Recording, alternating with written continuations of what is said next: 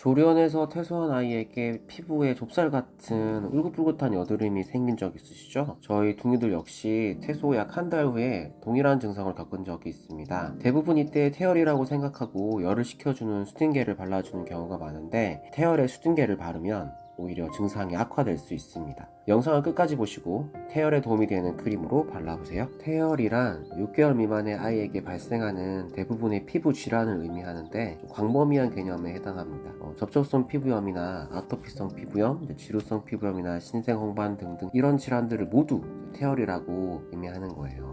근데 태열이라고 하는 거가 열이라는 용어가 들어가기 때문에 사람들은 열을 내려주는 수딩게를 바르면 도움이 된다고 생각하는 경우가 많은데, 근데 오히려 이럴 때 수딩게는 증상을 악화시킬 수 있습니다.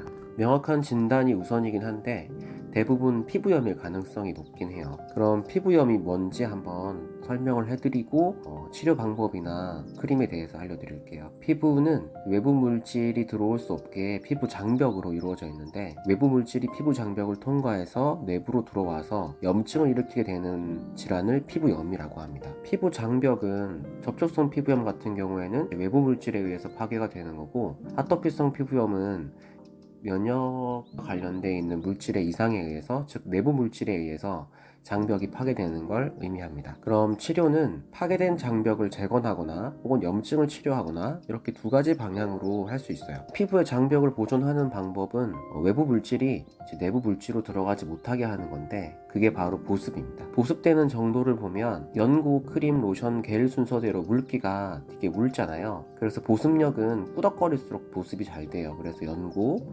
크림, 로션, 겔 중에서 연고가 가장 보습력이 높아요. 보통 태열로 병원에 가게 되면 리도맥스 크림을 받는 경우가 많잖아요. 사람들이 스테로이드라고 생각해서 아이들한테 잘 안 바르는 경우가 있는데, 염증을 치료하는 방법에는 이 리도맥스 같은 스테로이드 밖에는 정답이 없어요. 그런데 수딩겔은 일단 물기가 제일 묽은 겔 형태에 해당하고 보습력이 제일 좋지 않은 겔 형태에 해당하기 때문에 바르지 않는 것이 좋겠죠. 그리고 피부를 시원하게 하기 위해서 에탄올 성분 같은 게 들어가 있어서 피부를 더 건조하게 할 수 있습니다. 수딩겔을 발라도 괜찮다는 분들도 있는데, 그런 경우는 아이가 피부 장벽의 회산도가 덜하거나 아니면 아이 피부가 지성 비율이 높아서 수딩겔을 발라도 크게 영향이 없는 경우에 해당합니다. 그래서 태열이 있을 때 어떻게 해야 되냐? 우선 소아과로 먼저 방문을 해보셔야 돼요. 태열은 질환 전체를 일컫는 거기 때문에 아이가 심한 질환일 수도 있으니까 일단 피부염인지 아닌지를 판단하기 위해서 소아과를 먼저 방문해 보시는 것을 추천합니다.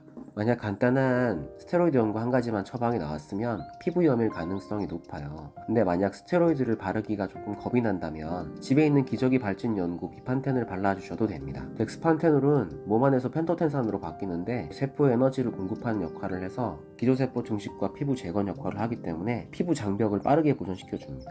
그리고 연고 기제라서 보습도 잘 되고요. 스테로이드 사용이 걱정이 된다면 비판텐 연고를 먼저 바르고 그 위에 스테로이드인 리도맥스를 발라주시면 됩니다. 그러면 스테로이드가 희석되면서 부작용을 더 줄여줄 수 있어요. 그래서 지금까지 내용을 한번 요약해 보겠습니다. 태열은 6개월 미만의 아이에게 발생하는 대부분의 피부 질환을 의미하고, 어떤 질환인지 알 수 없기 때문에 소아과 우선 방문을 추천한다. 소아과를 방문하고 나서 간단한 스테로이드 정도만 처방이 나왔다면 피부염일 가능성이 높으니까 집에 있는 기저귀 발진 연고 비판텐을 먼저 바르고 그 위에다가 리도맥스를 발라주는 것이 중요하다. 그리고 온도와 습도도 매우 중요한데, 온도는 22도에서 23도 정도, 습도는 50에서 60%를 유지시켜 주시면 됩니다. 이상으로 오늘 내용 마치겠습니다. 행복한 하루 되세요. 감사합니다.